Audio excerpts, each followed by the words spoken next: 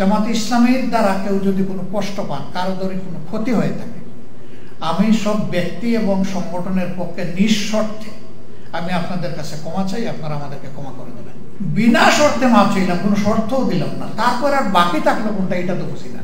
এখন জাতির কিছু কিছু লোক বলতো যে ধরে নিলাম যে আপনারা স্পেসিফিক কোনো ক্রাইম করেন নাই, তারপরেও আপনাদের পলিটিক্যাল এই ডিসিশনটা জাতি মেনে নেয় নাই, আপনারা তো একটা অ্যাপোলজি দিলেই পারেন।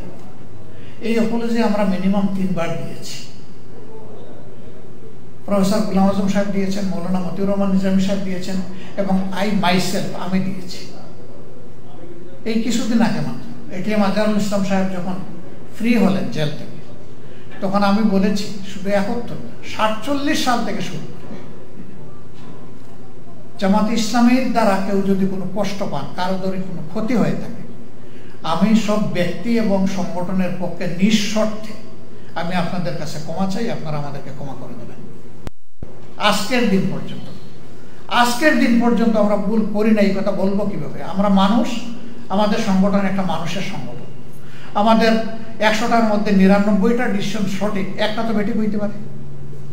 সেই বেঠিক একটা ডিসিশনের জন্য আমার জাতির তো কোনো ক্ষতি হতে পারে। তাহলে সেই ক্ষেত্রে আমার কোনো ডিসিশনে জাতির ক্ষতি হলে আমার মাপ চাইতে অসুবিধা হবে। এখন মাপ চাওয়ার পরে বলে যে এই ল্যাঙ্গুয়েজ চাইলে হবে না, ওই ল্যাঙ্গুয়েজে চাইতে হবে। আরে বাবা, এ আর একজন লাগবে। বিনা শর্তে মাপ চাইলাম, কোনো শর্তও দিলাম না, তারপর আর বাকি থাকলো কোনটা এটা তো বুঝি না।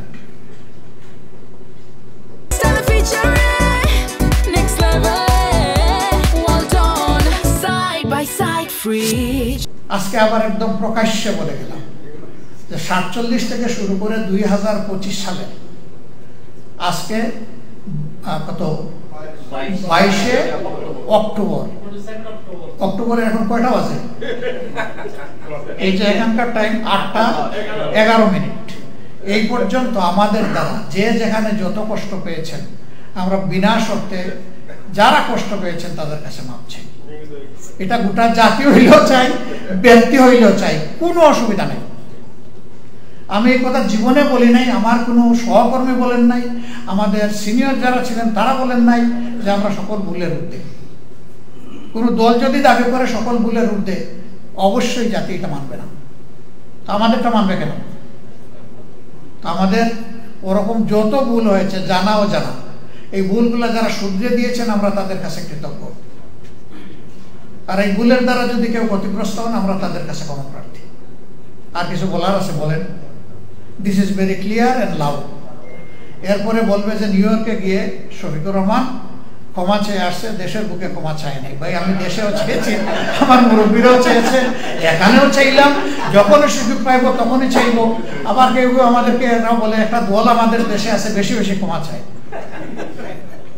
ক্ষমা চাওয়া অপরাধ তাহলে? ভাই, শুধু 71ই ভুল করেছি, আর করি নাই। আর যারা আমাদেরকে ক্ষমা চাইতে বলে তারা ফেরেশতার দল। আমরা অন্যদের সম্পর্কে এই প্রশ্নগুলো এখানে তুলি না, যে অতীতের প্রশ্ন যত তোলা হবে জাতি তত বিভক্ত হবে।